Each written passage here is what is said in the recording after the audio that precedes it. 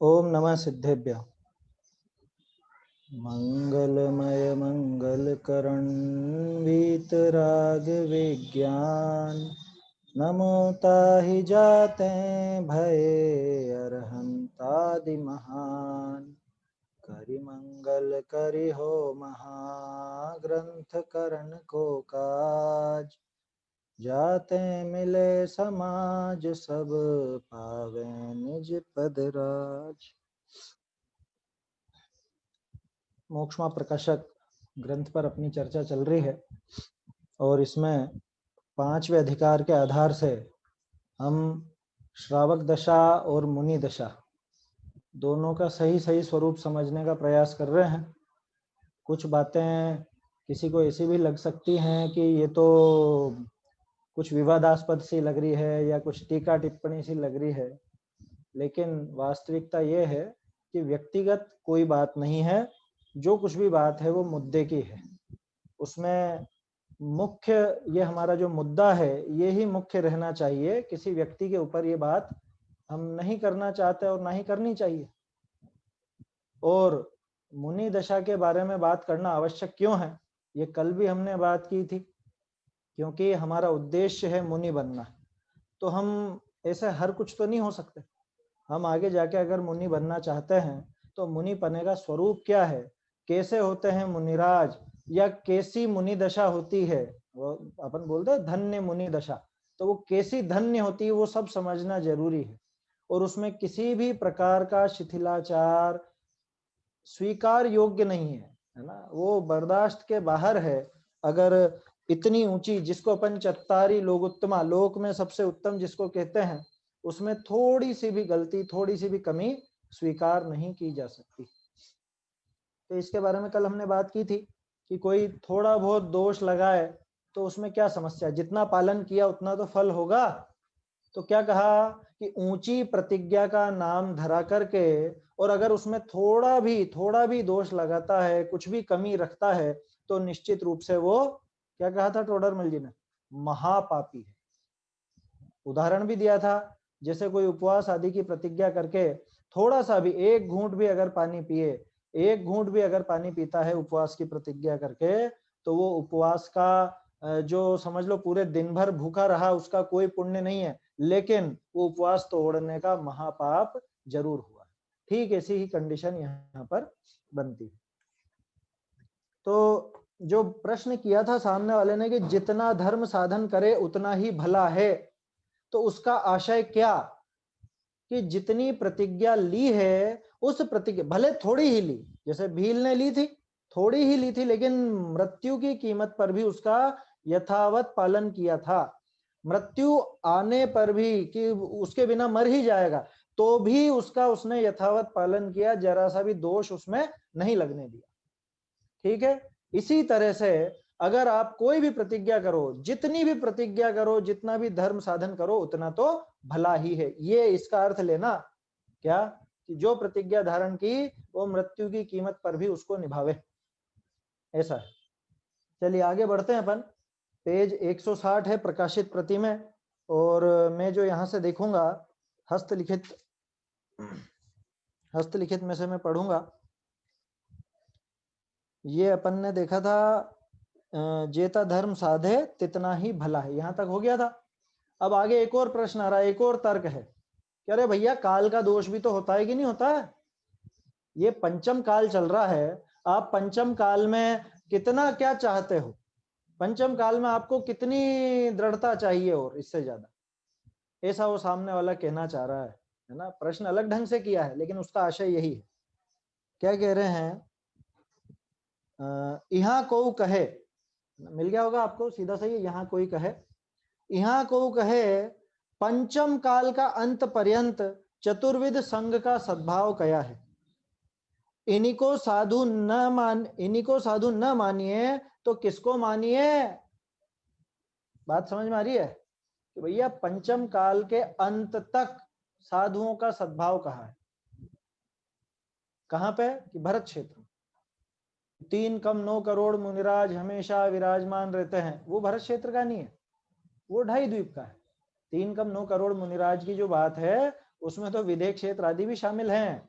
तो यहाँ जो कह रहे हैं पंचम काल के अंत तक, तो पंचम काल की व्यवस्था तो भरत और ऐरावत में होती है कि अंत तक मुनियों का सद्भाव कहा है, कि बिल्कुल कहा है, कोई मना नहीं है उस बात की।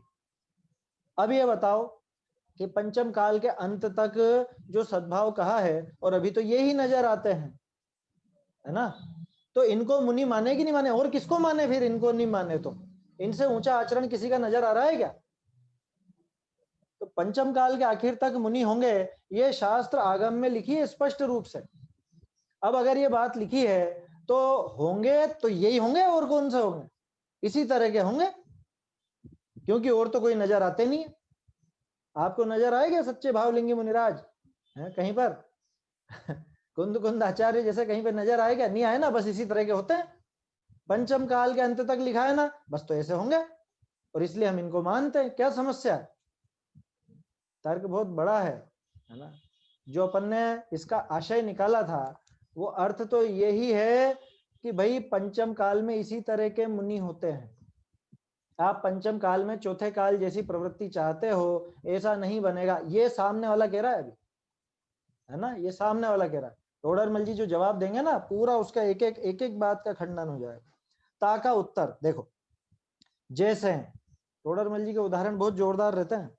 जैसे इस काल विषय हंसनिका सद्भाव कया है, और गम्य क्षेत्र विषय हंस नाही दिसे है, तो औरनी को तो हंस माने जाते नहीं, हंस का लक्षण मिले ही हंस माने जाए।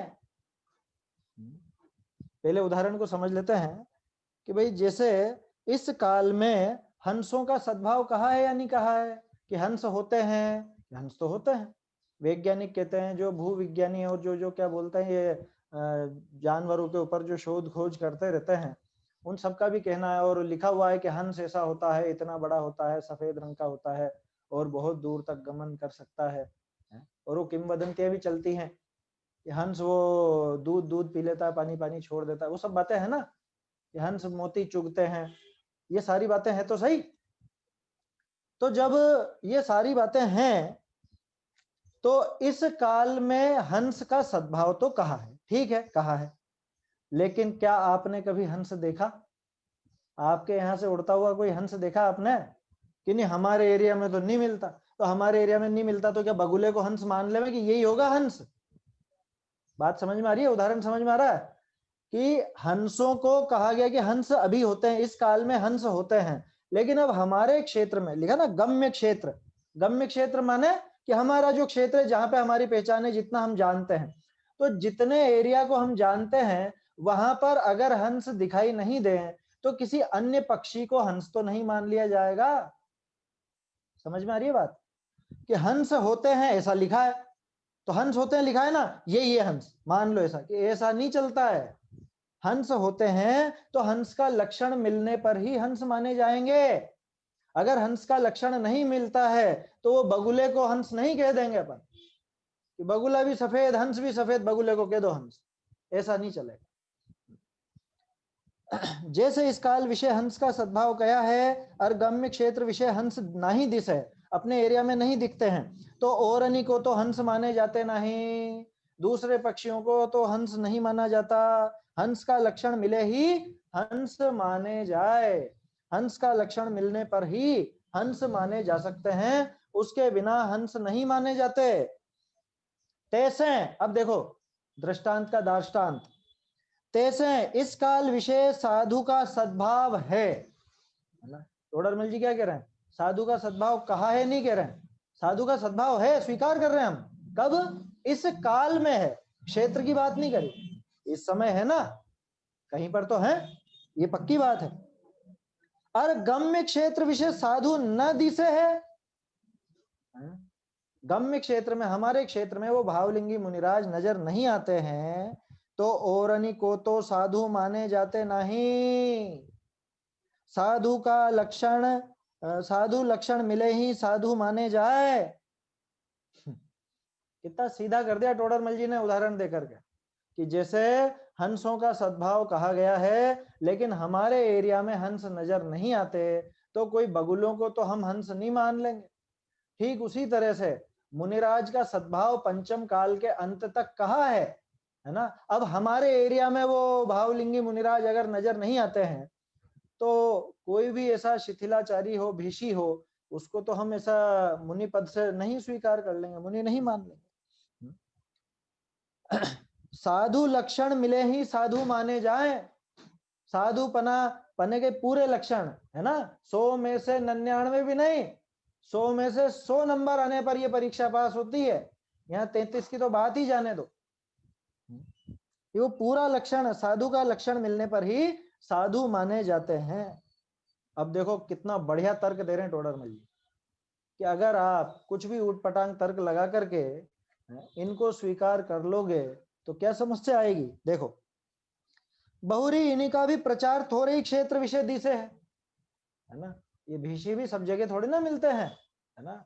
नग्न दिगंबर भेषधारी हो कोई तो भेषधारी भी सब जगह तो नजर नहीं आ रहे हैं, कहीं कहीं पर नजर आ रहे हैं। अब सुनना, बहुरी इनका भी प्रचार थोड़े ही क्षेत्र विषय दिसे है, तहाते परे क्षेत्र विषय कोई कोई साधु का सद्भाव कैसे माने, जो लक्षण मिले माने तो यहाँ भी ऐसे ही मानो, और बिना लक्षण मिले ही माने तो तहां अन्य कुलिंगी हैं तिन्हीं को साधु मानो, ऐसे विपरीत होई ताते बने नहीं। ये तर्क समझ में आया क्या कहना चाह रहे हैं टोडरमल जी कि भाई ये बताओ कि तुम इनको साधु मानना चाह रहे हो, किनको, कि जिनके शिथिलता पाई जा रही है, जिनके अभी बराबर 28 मूल गुणों तक का पालन नहीं है, उनको आप साधु मानना चाह रहे हो। किस तर्क से, कि पंचम काल के आखिर तक साधु कहे हैं और यहाँ पे यही दिख रहे हैं तो इनको हमने मान लिया कि चलो ठीक है। तो ये बताओ कि अभी तुम्हारे क्षेत्र में ये है ना, ये भी हर क्षेत्र में तो रहते नहीं है, हर जगह तो रहते नहीं है। तो अब जैसे जिस जगह नहीं है, मान लो अमेरिका, अफ्रीका, अब वहां तो ये भी नजर नहीं आते हैं, इस तरह के शिथिलाचारी भी नजर नहीं आते ना। अब वहां पे मुनि कैसे मानोगे, किसी को भी मान लेंगे क्या कि भाई पंचम काल के अंत तक तो मुनि होना कहा है। अब यहाँ अफ्रीका में एक काम करो, इनको ही मुनि मान लो।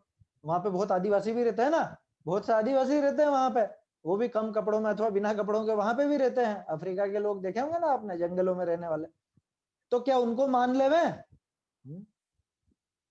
कि नहीं नहीं लक्षण मिलने पे ही मानेंगे। कि अब अगर वहां पे लक्षण मिलने पर मानते हो तो यहां भी लक्षण मिलने पर ही मानो ना। कितना सीधा कर दिया टोडरमल जी ने कि अगर आप इनको साधु मानते हो तो इनको माने जो सच्चे 28 मूल गुणों का यथावत पालन जो नहीं कर रहा है, जो शिथिलाचारी है, मात्र नग्न वेशधारी है मात्र, है ना।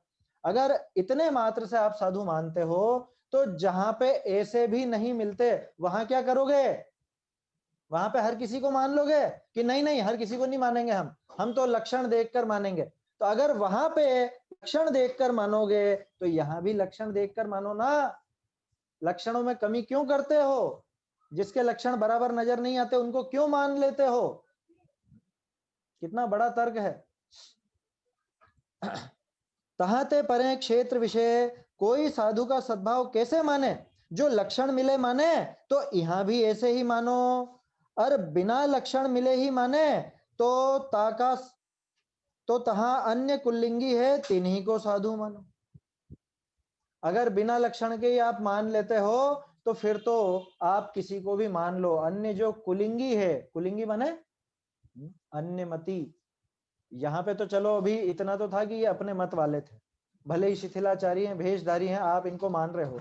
अब लेकिन इनको भी आपने बिना लक्षण के माना ना, तो बिना लक्षण के इनको मानो, चाहे बिना लक्षण के वो कुलिंगी को मानो। जैसे मैंने वो अफ्रीका का उदाहरण दिया, अब अफ्रीका का आदिवासी नग्न ही घूमता है तो उसको मान लो, फिर वो भी नग्न है।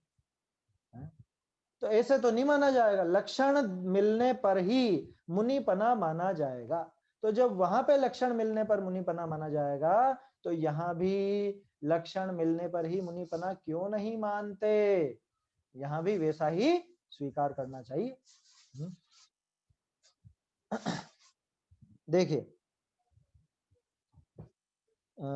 ऐसे विपरीत होई ताते बने नहीं, इस प्रकार से विपरीतता आती है। मुनिपने में हर किसी को स्वीकार किया जाएगा तो वो बनता नहीं है। अब देखो एक और तर्क, फिर आगे क्या कहता है वो, को कहे इस पंचम काल में ऐसा भी साधु पद हो है क्या? ये आ गया वही जो शुरू में अपन ने बात की थी कि पंचम काल में ऐसे ही होते हैं, है ना, कि तुम खुद तो ऐसे हो, मतलब श्रावक तो चतुर्थ काल के बन जाओ, फिर बात करना चतुर्थ काल के मुनि की। सुना होगा ये तर्क आप लोगों ने कि अरे भैया चतुर्थ काल में बुरे से बुरे यानी बिगड़े से बिगड़े साधु और बिगड़े से बिगड़े श्रावक दोनों होते थे, और अच्छे से अच्छे साधु और अच्छे से अच्छे श्रावक भी होते थे। उसी तरह से पंचम काल में भी दोनों होते हैं। आदिनाथ जी के साथ जो 4000 दीक्षित हुए थे ना, और क्या हुआ फिर? वो भ्रष्ट हुए थे कि नहीं हुए थे? सोचो, चतुर्थ काल भी प्रारंभ नहीं हुआ तब भी भ्रष्टपना तो वहां पे आ गया था। और पार्श्वनाथ जी के समय, महावीर स्वामी के समय भी बहुत भ्रष्ट हुआ करते थे, बीच में भी कई हुए। रेवती रानी का प्रसंग आपने सुना होगा, भव्य सेन मुनिराज का, जिनको अभव्य सेन नाम दे दिया गया। पढ़ा होगा ना रेवती रानी का। तो बोलो ऐसा नहीं है कि इसी समय ऐसा हो रहा है, ये पहले भी होते थे। इसलिए ये तर्क बिल्कुल बेकार है कि पंचम काल में ऐसे ही होता है। अरे भैया चतुर्थ काल में भी ऐसे होते थे और चतुर्थ काल में भी अच्छे होते थे। उसी तरह से पंचम काल में भी दोनों ही तरह के पाए जाते हैं। हर समय हर प्रकार के जीव पाए जाते हैं। समझ में आई बात? क्या कह रहा है वो सामने वाला? को कहे इस पंचम काल में ऐसे भी साधु पद हो है, तो ऐसा सिद्धांत का वचन बताओ। कितना सीधा सा जवाब। कहाँ लिखा रहा भैया है? तू कह रहा है पंचम काल में ऐसे ही होते हैं, तो लिखा हुआ बता दे कहीं पे कि पंचम काल में ऐसे ही होंगे। हमने तो आज तक कभी नहीं पढ़ा। कोई सा भी सिद्धांत ग्रंथ ले आओ, एक भी जगह अगर ऐसा लिखा हुआ हो कि पंचम काल में इस तरह के साधु होंगे, या पंचम काल में इस तरह का साधुपना भी स्वीकृत है, पंचम काल में ये थोड़ा बहुत दोष भी चलेगा, है, पंचम काल में चश्मा भी चल जाएगा, पंचम काल में नेपकिन भी चल जाएगा, पंचम काल में गाड़ियां भी चल जाएंगी, मोबाइल लैपटॉप भी चल जाएगा, है, कमोड पे भी चल जाएगा, सब चल जाएगा पंचम काल में। बताओ कहीं पे लिखा रहा हो तो ऐसा है क्या? कहीं पे कि पंचम काल में आप व्यापार का उपदेश दो, व्यापार करवाओ, वो भी चल जाएगा? है कहीं पर ऐसा? सामने वाला जो तर्क देता है कि पंचम काल में ऐसे ही होते हैं, तो भैया लिखा हुआ बता दे, मान लेंगे हम तेरी बात। 2000 साल में जितने भी शास्त्र लिखे गए हैं, जितने भी अपने आगम हैं, है ना, अरे अरे 20 पंथ तक के बता दो आप, तो उसमें लिखा हुआ बता दो कि पंचम काल में इस तरह के संभव हैं, या इस तरह के भी मुनि माने जाने चाहिए। ऐसी कोई रिकमेंडेशन बता दो किन्हीं आचार्य की, कोई पुराण बता दो, कोई सिद्धांत का ग्रंथ बता दो, कर्णानियोग का ग्रंथ बता दो। किसी ग्रंथ में ऐसा लिखा हुआ नहीं मिलेगा। क्यों? कि आग चौथे काल में तो गर्म होती थी, और अभी क्या ठंडी होने लग गई? वस्तु का स्वरूप बदल जाएगा क्या? वस्तु का स्वरूप कैसे बदल जाएगा? जब आग चौथे काल में भी गर्म ही होती थी, जलाती ही थी, और पंचम काल में भी गर्म ही होती है और जलाती ही है, ठीक है ना? वो शक्कर काम में आती है ना, दूध मीठा करने के लिए। चौथे काल में क्या डालते थे? कड़ी कुटक है? क्या डालते थे दूध में? नींबू डाल लेते होंगे मीठा करने के लिए। कि उस जमाने में तो नींबू डल जाता था, अब नहीं डलता, या उस जमाने में शक्कर डलती थी, अब नहीं डलती, ऐसा है क्या?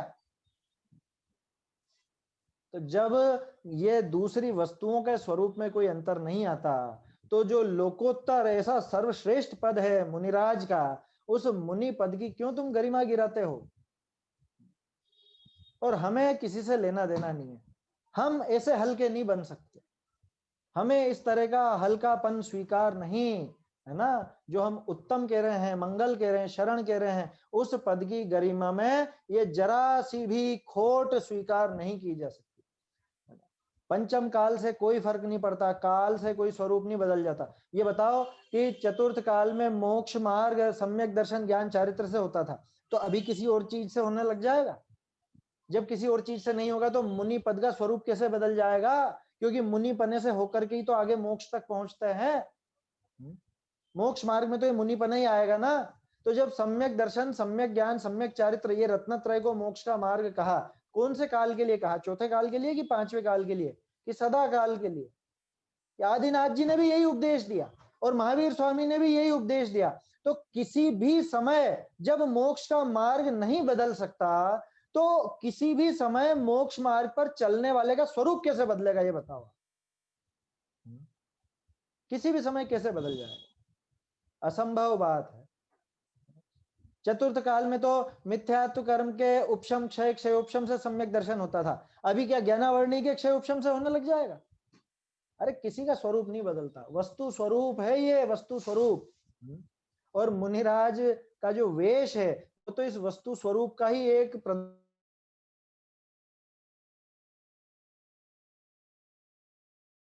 नहीं बताती। भगवान भी वही बताते हैं, हमारे देव भी वस्तु स्वरूप का ही उपदेश देते हैं, जिनवाणी भी वस्तु स्वरूप भी बताती है। और मुनिराज अपने स्वरूप से, अपनी चर्या से, अपने बाह्य रूप से वस्तु स्वरूप का ही प्रतिपादन करते, वस्तु स्वरूप को ही दिखाते, कैसे बदल जाएगा? तो ये तर्क बिल्कुल बेकार। को कहे इस पंचम काल में ऐसे भी साधु पद हो है, तो ऐसा सिद्धांत का वचन दिखाओ, बताओ। बिना ही सिद्धांत तुम मानो हो तो पाप होगा। बोलो, बिना सिद्धांत वचनों के तुम ऐसी उठपटांग बातें करोगे, ऐसे कुतर्क लगाओगे, तो निश्चित रूप से पाप ही होगा। इसलिए भैया पाप से डरो। मोक्ष मार्ग में आगे बढ़ना है तो मोक्ष मार्ग के पथिकों का सही सही स्वरूप समझो, वैसा ही प्रतिपादन करो और वैसा ही अपनाओ, क्योंकि हमको भी तो बनना है ना आखिरकार। अगर गलत गलत हम समझेंगे, गलत सीखेंगे, तो गलत ही बनेंगे। ऐसा है। ऐसे अनेक युक्ति करी, इनके साधुपना बने नहीं है। ये तो बात थी असल में श्वेतांबर मत की। अरे ये तो श्वेतांबरों के लिए तर्क थे। अरे ये तर्क अपने ऊपर नहीं लगते हैं क्या? ये बात अपनी नहीं है क्या? शिथिलाचार का विरोध है कुल मिला के, है ना? कुल मिला के सारा का सारा वो शिथिलाचार का विरोध है, और कुछ भी उसमें ऐसी विशेष बात नहीं है। चलिए अब थोड़ा आगे बढ़ते हैं अपन, है ना? 2-3 दिन से यही चर्चा हो रही थी, क्योंकि प्रकरण गंभीर था और समझने लायक था, इसलिए ये बात अपन ने की यहाँ पे। अब इसके बाद थोड़ा एक संशोधन भी है, और कुछ चीजें मैं आपको यहाँ दिखाना चाहता हूँ। मैंने आपको पहले भी कहा था टोडरमल जी मात्राओं तक का ध्यान रखते थे। उसका एक उदाहरण मैं आपको यहाँ पे दिखाता हूँ। पेज नंबर 161 पर आप देखेंगे, पेज नंबर 161 पे ऊपर से जो तीसरी पंक्ति है, धर्म बुद्धि, है ना? फिर कहते हैं यह प्रतिमा तो थोड़े ही काल पालन कर छोड़ देते हैं, परंतु यह कार्य उत्तम है। तो धर्म बुद्धि ऊंची क्रिया को किस लिए छोड़ेगा और नीचा कार्य तो किस लिए अंगीकार करेगा, है ना? हमें जो बात करनी है, एक सेकेंड,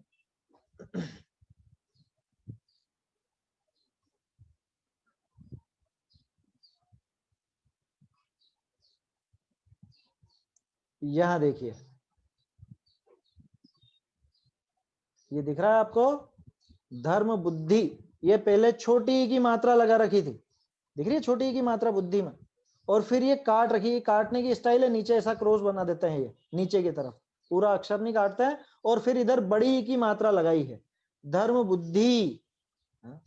इसमें क्या विशेष बात है? इसमें विशेष बात यह है कि धर्म बुद्धि शब्द का जो अर्थ है, छोटी की मात्रा अगर है तो उसका अर्थ है बुद्धि, है ना? धर्म बुद्धि माने धर्म से जुड़ी हुई बुद्धि, या धर्म में लगी हुई बुद्धि, हमारी बुद्धि, छोटी की मात्रा अगर है तो, है ना? धर्म बुद्धि माने धर्म में लगी हुई बुद्धि, वो बुद्धि की बात है, बुद्धि का विशेषण है। अब टोडरमल जी ने क्या किया, छोटी ई को काटा और बड़ी ई लगाई, बड़ी ई लगाई तो उसका क्या अर्थ हो गया? धर्म बुद्धि माने वह व्यक्ति जिसकी बुद्धि धर्म में लगी हुई है। तो धर्म बुद्धि व्यक्ति का विशेषण है, बड़ी ई की मात्रा, और अगर छोटी ई की मात्रा है तो वो उस बुद्धि, उस भाव का विशेषण है। अब आप इसको पढ़िए, यहां पे मैं आपसे पूछता हूं आप क्या अर्थ निकालोगे? परंतु तो धर्म बुद्धि ऊंची क्रिया को किस लिए छोड़ेगा? ये व्यक्ति के लिए है ना बात, कि बुद्धि के लिए है? ये व्यक्ति के लिए है कि धर्म बुद्धि ऊंची क्रिया को किस लिए छोड़ेगा, माने वो व्यक्ति जिसकी बुद्धि धर्म में लगी हुई है, वो इस क्रिया को, ऊंची क्रिया को किस लिए छोड़ेगा? समझ में आया आपको? तो यहाँ पे हालांकि अपने छोटी ही छपी है, लेकिन यहाँ पे बड़ी ई आ जाएगी, और ऐसे अनेक स्थल हैं। मैंने पीछे जो जो निकल गए वो तो बताए ही नहीं आपको, क्योंकि वो बहुत सारे हैं, वो लगभग 100 से भी ज्यादा हो जाएंगे। तो इसलिए अगर आपको वो देखना हो, जानना हो, तो वो जो हमने संशोधन का ये पूरा पत्रक ऐसा निकाल रखा है, लगभग 25 एक पेज का, 25-30 पेज का, ये आप व्हाट्सएप वगैरह पर ले सकते हैं। तो कहने का अर्थ यह है कि टोडरमल जी तो एक एक मात्रा पर ध्यान देते थे, और किसी भी व्याकरण के जानकार या संस्कृत के जानकार से आप पूछ लो, वो कहेगा कि हाँ ये बिल्कुल सही बात है। जो थोड़ा बहुत संस्कृत में जानते हैं वो इस चीज को आसानी से समझ जाएंगे। धर्म बुद्धि वो व्यक्ति के लिए है बात। और टोडरमल जी के बारे में तो कहा जाता है कि जब वो पढ़ते ही थे, मतलब जब सीख रहे थे, उस समय किसी ने आकर के सभा में उनके गुरु बाबा बंशीधर, उनके लिए कहा कि ये क्या नाम हुआ, बंशीधर का क्या नाम है, क्या अर्थ है इसका, ऐसे ही हर कुछ नाम रख लिया। तो उस समय छोटी अवस्था में टोडरमल जी ने बंशीधर शब्द के 17 अर्थ करके बताए थे, अकेले बंशीधर शब्द के। अब आप सोचो टोडरमल जी की बुद्धि, जब टोडरमल जी खुद कर रहे हैं अगर कोई सुधार, तो वास्तव में उसमें कुछ ना कुछ बात होगी ना। ये हम लोगों को भी तब पकड़ में आया जब ये नजर पड़ी इस पे कि ये काट के मात्रा क्यों बदली, क्योंकि कोई भी मात्रा नहीं बदलता है काट कर। लेकिन ऐसा 2-3 जगह पे किया टोडरमल जी ने, एक तो यहाँ पे किया, ऐसे ही सम्यक दृष्टि मिथ्या दृष्टि के लिए भी किया है, वो अपन बाद में देखेंगे जब सामने आएगा। तो ऐसे अनेक स्थल हैं जहां पे छोटी ई की मात्रा और बड़ी ई की मात्रा से अर्थ बदल जाता है। अगर छोटी ई की मात्रा लगी है तो वो उस बुद्धि के लिए बात है। अगर सम्यक दृष्टि मिथ्या दृष्टि में छोटी ई की मात्रा लगी है तो समझना वो उस दृष्टि के लिए बात है। दृष्टि जो सम्यक है या मिथ्या है, यानी वो श्रद्धा, वो मान्यता के लिए है। और अगर बड़ी ई की मात्रा लगी है तो समझ लेना ये उस व्यक्ति के लिए बात है। कौन सा व्यक्ति? कि जिसके सम्यक दर्शन है। तो सीधे शब्दों में कहूं तो सम्यक दृष्टि छोटी ई की मात्रा माने सम्यक दर्शन, मिथ्या दृष्टि छोटी ई की मात्रा तो मिथ्या दर्शन, सम्यक दृष्टि सम्यक दर्शन वाला, मिथ्या दृष्टि मिथ्या दर्शन वाला। उसी तरह से धर्म बुद्धि, बुद्धि जो धर्म में लगी है, धर्म बुद्धि वह व्यक्ति जो धर्म बुद्धि वाला है। ठीक है, ऐसा यहाँ पे अर्थ अपने को समझना चाहिए। इसके बाद इसी में इसी पेज पर एक और सुधार है, वो मैं आपको वहीं पे बताना भूल गया। ये जो अगला पैराग्राफ है, गृहस्थों का भला मनाने के अर्थ, गृहस्थों का भला मनाने नहीं है, भला मनवाने, उनसे अपने को भला मनवाना चाहते हैं, है ना। मनाने के स्थान पर मनवाने कर लीजिए, ये जो मनाने लिखा हुआ है इसके स्थान पर मनवाने हो जाएगा। मनाने के अर्थ की जगह मनवाने के अर्थ, इस तरह से यहाँ पे ये अंतर है। इसके बाद एक आचारों में के स्थान पे आचरणों में भी कर सकते हो आप, 2 लाइन नीचे ही।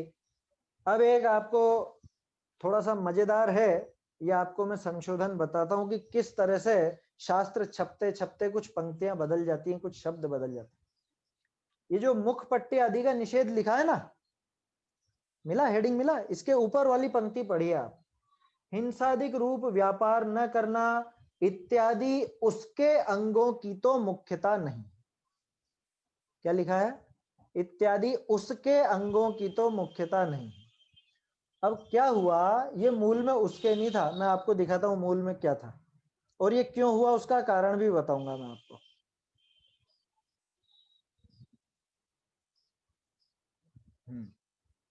ये देखिए अपनी पंक्ति ये है, शोधना सदोष वस्तु का भक्षण न करना, हिंसादिक रूप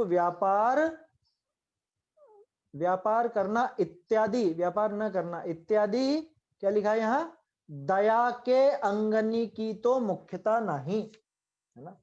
दया के अंगनी की तो मुख्यता नहीं। अब इसकी दया के की जगह क्या हो गया, उसके। ये कैसे हुआ? दया के का तो कोई सा भी अनुवाद नहीं बन सकता उसके। अब आप इसको यूं समझिए कि जैसे ये इसमें से मान लीजिए ये दया शब्द हट गया, है ना, ये दया शब्द हट गया, क्या बचा अब? याके।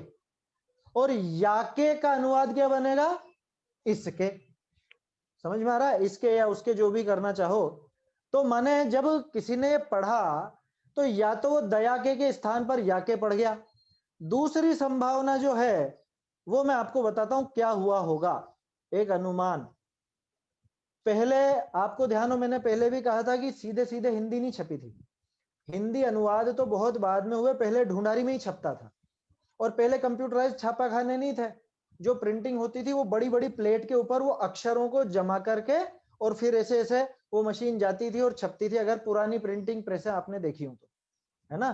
तो प्लेट रहती थी, उनमें एक एक अक्षर ऐसे जमाए जाते थे और फिर वही छप जाता था अक्षर पर। अब समझिए कि दया के उसने जोड़ रखा था सामने वाले ने, लेकिन किस्मत से द गिर गया। द जो था ना, द का अक्षर, द गिर गया कहीं पे। अब वो पेज छपा, ढूंढारी, ढूंढारी छपा तो दया के स्थान पे क्या छप गया, याके। अब जिसने अनुवाद किया उसने छपी हुई ढूंढारी देखी, ओरिजिनल टोडरमल जी का देखा ही नहीं, क्योंकि इतनी मेहनत कौन करे, काटे पीटे में से कौन पढ़ेगा, छपी हुई है इसी का अनुवाद कर दो। तो उसने क्या पढ़ा कि या के अंगों की तो या के अंगों का उसने अनुवाद कर दिया उसके अंगों का। लिखा ना, उसके अंगों की तो मुख्यता नहीं है। तो ये इस तरह से दया के अंगों की जगह हो गया उसके अंगों। तो इसको आप सुधार लीजिए, उसके स्थान पे दया के कर लीजिए, है ना। दिखाया ना मैंने अभी आपको, टोडरमल जी ने दया के लिखा था और बैठ रहा है वो बराबर। क्या, जल का छानना, अन्न का शोधना, सदोष वस्तु का भक्षण न करना, हिंसादि रूप व्यापार न करना इत्यादि दया के अंगों की तो मुख्यता नहीं है। ये दया के अंगों की बात थी, दया के की जगह उसके होगी। ठीक है, चलिए आगे बढ़ते हैं अपन। इसी पेज पर आखिरी पंक्ति जो है, और कितने ही दया के अंग योग्य पालते हैं, हरितकाय आदि का त्याग करते हैं। इसमें सुधार ऐसा होगा, ये जो आदि है ना, आदि को त्याग के बाद लगाइए, हरितकाय का त्याग आदि करते हैं। देखो दोनों में कितना अंतर पड़ गया, हरितकाय आदि का त्याग करते हैं तो एकमात्र हरितकाय आदि की त्याग की बात है, यानी भक्षण करने संबंधी बात है, भक्षण नहीं करने संबंधी। लेकिन अगर अपन कहें हरितकाय का त्याग आदि करते हैं, तो आदि में और क्रियाएं भी शामिल हो गई। हरितकाय का त्याग करते हैं, उपवास करते हैं या एकाशन करते हैं, वो सब चीजें आ जाएंगी। तो त्याग के बाद आदि लगाइए, अर्थ बदल जाएगा वाक्य का बिल्कुल। तो हरितकाय आदि के स्थान पे हरितकाय का त्याग आदि, ये त्याग के बाद आदि लगा लीजिए, जो आदि पहले लगा हुआ है उसको त्याग के बाद में कर लीजिए।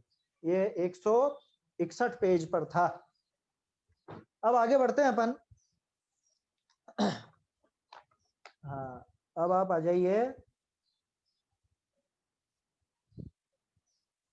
163 पेज पर, 163। वैसे कोई बहुत गंभीर वाला तो नहीं है, फिर भी एक सुधार है, उससे थोड़ा सा अर्थ समझ में और स्पष्ट आ जाता है। नीचे नीचे जो प्रश्न है, फिर कोई कहे प्रतिमा को देखो परंतु पूजनादिक करने का क्या प्रयोजन है।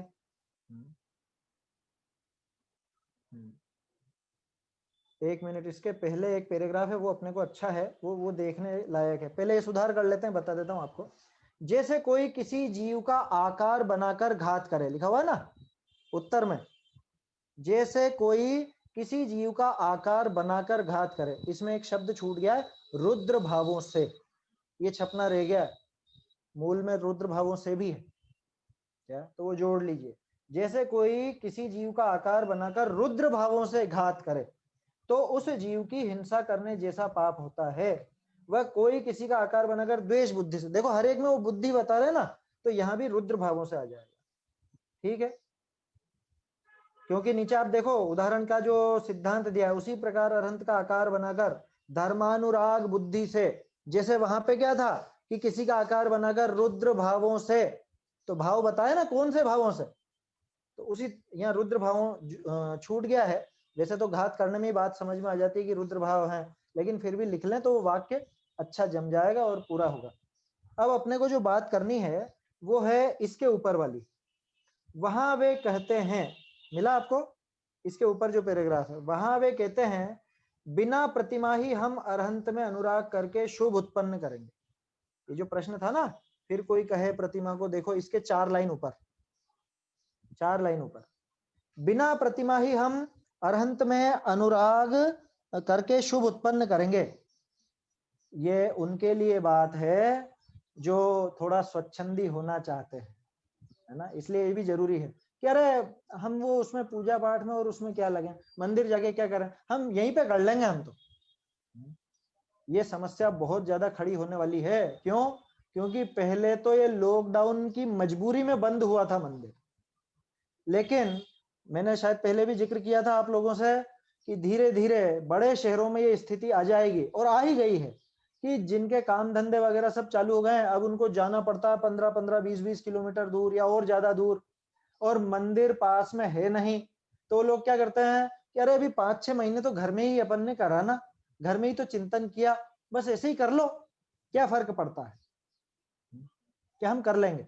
जैसे ये 3-4-5 महीनों में हमने भगवान का स्मरण करके शुभ भाव कर लिया, ऐसे ही अब आगे भी कर लेंगे। कितना समय बिगड़ता है, मंदिर इतना दूर है, 3-4 किलोमीटर दूर मंदिर है, यहाँ से वहां गाड़ी लेकर जाओ, आओ, दर्शन करो, भागम भाग में दर्शन करो, चित्त भी नहीं लगता ढंग से है, और फिर लेट भी हो जाते हैं नौकरी के लिए जाने में, तो घर पे ही कर लेंगे, है ना। हालांकि ये जो बात चल रही है, ये जो मूर्ति की पूजा नहीं करते उन श्वेतांबरों के लिए है ये तर्क, लेकिन अपन अपने ऊपर लगा लीजिए, क्योंकि ये परिस्थिति बन चुकी है, 100% बन चुकी है। मैं तो ऐसे आपको कितने ही मेरे मित्र वगैरह हैं, कोई ऐसे बड़े शहरों में समझ लीजिए मुंबई में है, या कोई रिश्तेदार है वो बेंगलोर में है, अब वो बहुत दूर है मंदिर, तो उनको एक बहाना मिल गया, एक नया बहाना पैदा हो चुका है, कि जैसे लॉकडाउन में हमने घर पर रह करके भगवान का स्मरण कर लिया, चिंतन कर लिया, किसी ने टीवी पर देख करके कर लिया, तो बस ऐसे ही कर लो फटाफट, कितना बढ़िया काम, ना आना जाने की झंझट, ना समय बिगड़ेगा, यहीं पे बस टीवी खोल के देख लिया अथवा चित्र देख लिया, या वो भी नहीं देखा, मन में स्मरण कर लिया और बस चलो ऑफिस, चलो नौकरी पर। क्या कह रहे हैं, बिना प्रतिमा ही हम अरहंत में अनुराग करके शुभ उत्पन्न करेंगे, हमें तो नहीं जाना भगवान के सामने, जाने की क्या जरूरत, हम तो यहीं पे कर लेंगे घर पे। तो इनसे कहते हैं कि आकार देखने से जैसा भाव होता है वैसा परोक्ष स्मरण करने से नहीं होता। अगर उस जमाने में ये वीडियो कॉलिंग होती ना, तो टोडरमल जी उसका भी उदाहरण दे देते कि ये बताओ, तुम्हें अपने बच्चों से मिलने की इच्छा होती है कि नहीं, अपने बच्चों से दूर हो बहुत दिनों से, हैं, जैसे लॉकडाउन में फंस गए थे ना लोग बाग, बच्चे महीनों तक अपने मामा मामी के या समझ लीजिए खुद के घर पर, और ये कहीं और जाके फंस गया, तो बच्चों से मिलने की इच्छा होती है कि नहीं। अब उससे कहें कि तू ये देख तो लेता है, इसमें वीडियो कॉल कर तो लेता है, कह रहे नहीं साहब, वीडियो कॉल में वो बात कहाँ जो रूबरू मिलने में है? हम हमारे बच्चे को हमारी गोद में लेंगे, हम उसे पुचकारेंगे, रूबरू जो हम उसको सामने, भले कुछ हाथ भी नहीं लगाए लेकिन सामने देखेंगे, तो उसमें जो तसल्ली है वो इस वीडियो कॉलिंग में नहीं है। बोलो है या नहीं? जबकि साफ दिख रहा, लाइव दिख रहा है, वो क्या कर रहा है, बच्चा हंस रहा है, रो रहा है, क्या कर रहा है, वो सब नजर आ रहा है, लेकिन बोलो तो भी मन भरता है क्या? तो फिर भगवान के मामले में ये बात कैसे ले आया भाई? भगवान के मामले में ये बात कहां से ले आया कि हम तो ऐसे ही कर लेंगे? जैसे भाव रूबरू देखने से होते हैं, आकार देखने से जैसा भाव होता है। याद कीजिए वो चर्चा जो अपन ने की थी, प्रतिमा का क्या प्रयोजन है, आई थी ना, 2-3 दिन पहले बात की थी हमने प्रतिमा का प्रयोजन, ये प्रयोजन है प्रतिमा का। आकार देखने से जैसा भाव होता है वैसा परोक्ष स्मरण करने से नहीं, परोक्ष स्मरण से नहीं हो सकता, कि हम घर पे बैठे बैठे उनको देख लेंगे, टीवी में देख लेंगे, चित्र देख लेंगे, उससे नहीं होता। रूबरू प्रतिमा को देखने से जैसा समझ लीजिए भाव बनते हैं, वैसा ऐसे पीछे से देखने से नहीं होता, है ना, ये चित्र आदि देखने से इनसे नहीं होता। आकार देखने से जैसा भाव होता है वैसा परोक्ष स्मरण करने से नहीं होता। इसी से माने इसी कारण लोक में भी स्त्री का, अनुरागी स्त्री का चित्र बनाते हैं। आप अपने बच्चे का चित्र बार बार क्यों देखते हो मोबाइल में? जिनके बच्चे दूर हैं उनके लिए बात कह रहा हूँ, यूं ही स्मरण कर लो ना आंखें बंद करके, कि नहीं, वो देखने से और थोड़ा सा मन में प्रेम बढ़ता है ना, इसीलिए तो देखते हो ना।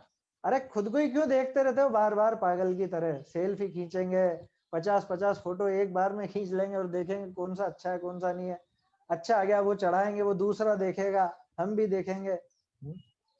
या चलो सेल्फी का शौक नहीं है तो अपने रिश्तेदारों के, बच्चे बच्ची के, पति के, पत्नी के, जो भी है, वो चित्र क्यों खींचते हो, क्यों रखते हो मोबाइल में? कि उनको देखने से थोड़ी याद हो आती है, थोड़ा सा प्रेम बढ़ जाता है, इतनी सी बात है।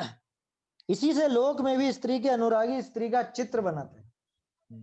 इसलिए प्रतिमा के अवलंबन द्वारा भक्ति विशेष होने से विशेष शुभ की प्राप्ति होती है। भैया प्रतिमा का अवलंबन लोगे ना तो उससे भक्ति भी विशेष उमड़ेगी, और विशेष शुभ होगा, शुभ भाव भी विशेष पनपेगा, इसलिए वो तो आवश्यक है ना। साक्षात दर्शन करने के पीछे बहाने बिल्कुल भी नहीं बनाना। भले दूर हो तो दूर ही सही, लेकिन प्रतिमा के दर्शन जरूर करना। अगर आप कर सकते हो तो। कर सकते हो का मतलब अगर लॉकडाउन में बंद नहीं हो तो, कोई बीमारी में पलंग पर नहीं पड़े हो तो, अस्पताल में पड़े हुए नहीं हो तो जरूर करना। आया समझ में? वो तो जरूर करना। हाँ, इसमें ये चीज भी ध्यान रखना, लेकिन मैंने पहले ही कह दिया है, लॉकडाउन वगैरह में नहीं हो तो, बाकी तो सरकारी गाइडलाइन जैसी हो वैसा रखना, क्योंकि वो सतर्कता भी जरूरी है कि नहीं नहीं नहीं नहीं हम तो जाएंगे ही सही, हम तो जाएंगे ही सही, भले उस पूरी गली में कोरोना फैल रहा हो, भले उस पूरी गली में बीमार हो, या मैं खुद बीमार हूं तो भी मैं तो जाऊंगा, जिसको बीमार पड़ना है वो पड़े। ऐसी मूर्खता नहीं करनी, है ना। ऐसे तीव्र कषाय के परिणाम और ऐसा ऐसा ऐसा पागलपन नहीं करना। इसलिए मैंने पहले कह दिया, कोई ऐसी आकस्मिक मजबूरी ना हो, लॉकडाउन आदि नहीं हो, क्योंकि वो मजबूरी है, वो आपातकाल है, ठीक है, उसमें वो बाहर की क्रिया रुक सकती है। तो ऐसा ये बढ़िया प्रकरण है, 163 पेज पर था ये। इसके बाद अपन आगे बढ़ते हैं। अब लगभग लगभग अंत आ गया है अपना 5वें अधिकार का। ये पेज नंबर 165 पर देखिए, 165 पर चौथी पंक्ति। फिर तुम कहोगे, है ना, वैसे तो ये तीसरी पंक्ति है, इसमें जुड़ी हुई हो बात। फिर तुम कहोगे निर्वध्य सामायिक आदि कार्य ही क्यों ना करें, धर्म में काल लगाना, वहां ऐसे कार्य किस लिए करें। ये जो लगाना लिखा है ना, लगाना, लगाना की जगह मूल में गंवाना शब्द है, क्योंकि सामने वाला कह रहा है ना कि हम धर्म में काल क्यों गंवाएं फालतू में, हम तो निर्वध्य सामायिक आदि कार्य कर लेंगे। प्रश्न समझ में आया? प्रश्न ये चल रहा है कि भाई ये पूजन करना, अभिषेक आदि या जो भी है, मंदिर जाना, पूजन करना, भक्ति करना, ये सब तो आरंभिक क्रिया है ना, आरंभिक क्रिया तो है ही सही। और सामायिक, सामायिक या स्वाध्याय वगैरह, ये बिल्कुल निरारंभी क्रिया है, इसमें कोई आरंभ नहीं है। सामायिक में तो एक स्थान पे बैठ के आपको ध्यान करना है, आत्मा का स्वरूप का चिंतन करना है, तो ऐसा काम क्यों नहीं करें हम, व्यर्थ वो धर्म के कार्यों में काल क्यों गंवाएं। ये लगाना के स्थान पे गंवाना शब्द है मूल में, है ना। वैसे तो अपने को समझ में आ रहा है कि सामने वाला उस क्रिया से बचना चाह रहा है, लेकिन उसकी बात को और जोर देने के लिए टोडरमल जी ने गंवाना शब्द कहा, क्योंकि वो तो गंवाना ही समझता है ना, मंदिर जाने को काल गंवाना ही तो समझता है वो सामने वाला व्यक्ति। तो वहां ऐसे कार्य किस लिए करें, ये स्वच्छंदता का एक तर्क है, कुतर्क। इसका जवाब 2 पंक्तियों का बहुत सुंदर है, देखने लायक है, कि यदि शरीर द्वारा पाप छोड़ने पर ही निर्वध्यपना हो तो ऐसा ही करें। क्या मतलब कि अगर शरीर की क्रिया से ही धर्म होता हो, शरीर की क्रिया से ही पुण्य होता हो, शरीर की क्रिया छोड़ने पर ही पुण्य होता हो, तब तो हम ऐसा ही करें। परंतु परिणामों में पाप छूटने पर निर्वध्यपना होता है। कहां पे होता है निर्वध्यपना? सावध्यपना कहां है? सावध्यपना कोई क्रिया से नहीं, कोई क्रिया से निर्वध्यपना नहीं, बल्कि भावों से। सामायिक में बैठे थे ना सेठ जी, हैं? सामायिक में बैठे थे कि नहीं बैठे थे? और मर के क्या बने थे? मेंढक बने थे ना सेठ जी, मेंढक बन गए थे ना। सामायिक में बैठे थे और उनकी पत्नी ने तो सोचा आज बहुत बढ़िया मन लग रहा है, और तेल डाल दो और तेल डाल दो। वो दिया बुझा नहीं, और ये पानी पानी पानी पानी पानी, पानी में ही पहुंच गया, पानी में ही पैदा हो गया। गजब की बात है, वही जीव जो सामायिक की बिल्कुल ऐसी निर्वध्य क्रिया में बैठा था, वहां पाप बांधा। वही जीव अगले भाव में, जिसको पूजा का कोई विवेक नहीं, जिसको देव की कोई ऐसी भक्ति का कोई विवेक नहीं, क्या लेके गया था वो फूल की पंखुड़ी, कि उसको ये तक नहीं पता कि भगवान को फूल नहीं चढ़ाया जाता साक्षात, है। फूल की पंखुड़ी लेके जा रहा है और फुदक फुदक के जा रहा है, और वहां से वो मर के वो तो बन गया देव। ये क्या हुआ? इधर सामायिक की क्रिया दिख रही है, मर के मेंढक बन रहे हैं, और उधर कुछ भी क्रिया नहीं दिख रही, कुछ अकल नहीं है थोड़ी भी, और तो भी देव बन गया। क्यों भैया? सारा खेल परिणामों का है। परिणामों में पाप छूटे तो निर्वध्यपना होता है, परिणामों में पाप भाव है तो सावध्यपना ही है। आया समझ में? तो इसलिए ऐसा काम करना, कैसा? कि जिसमें परिणामों की शुद्धता बढ़े, परिणामों में विशुद्धता बढ़े, वो कार्य करना। ऐसे बहानेबाजी नहीं करना कि अरे ये इन क्रियाओं में तो बहुत हिंसा होती है, पूजा करने में देखो द्रव्य है, द्रव्य चढ़ाते हैं, द्रव्य धोते हैं अपन, उसमें भी हिंसा होती है, यहाँ से वहां मंदिर तक जाने में हिंसा होती है, जिससे तो हम आराम से घर पे बैठ के सामयिक कर लेंगे। ये कितनी बार कर लेगा तू? वैसे भी ये बता, ये दिन भर में कितनी देर तक कर लेगा? सामान्य रूप से तो उपयोग एक जगह लगता है नहीं, उस उपयोग को तो कुछ ना कुछ अवलंबन चाहिए, और ये अवलंबन इस तरह के मिल जाते हैं। और इन क्रियाओं को करते हुए भी वो परिणामों में विशुद्धता बढ़ाए तो वो परिणाम फलदायी है, वो कहलाता है सावध्य लेशो और बहुपुण्य राशो। आया समझ में? तब जाके वो सावध्य लेशो बहुपुण्य राशो वाली बात चलती है। अब इसमें समय तो हो गया है वैसे, बाकी 2 पेज और बचते हैं अपने, कल ही देखेंगे, क्यों जल्दबाजी में पूरा करें, अच्छे से ही चर्चा करेंगे अभी। हाँ, समय तो हो चुका है। अब आगे जो प्रकरण है, आगे बहुत सुंदर प्रकरण आएगा इसी 165 पेज पर, नीचे ही नीचे, कि हमको कैसी क्रिया करनी और कैसी क्रिया नहीं करनी, ये प्रकरण चलेगा। कैसी क्रिया करनी और कैसी नहीं करनी, जिसमें ज्यादा पाप हो वह क्रिया करनी, या जिसमें कम पाप हो वह क्रिया करनी, और वो क्रिया करके क्या समझना।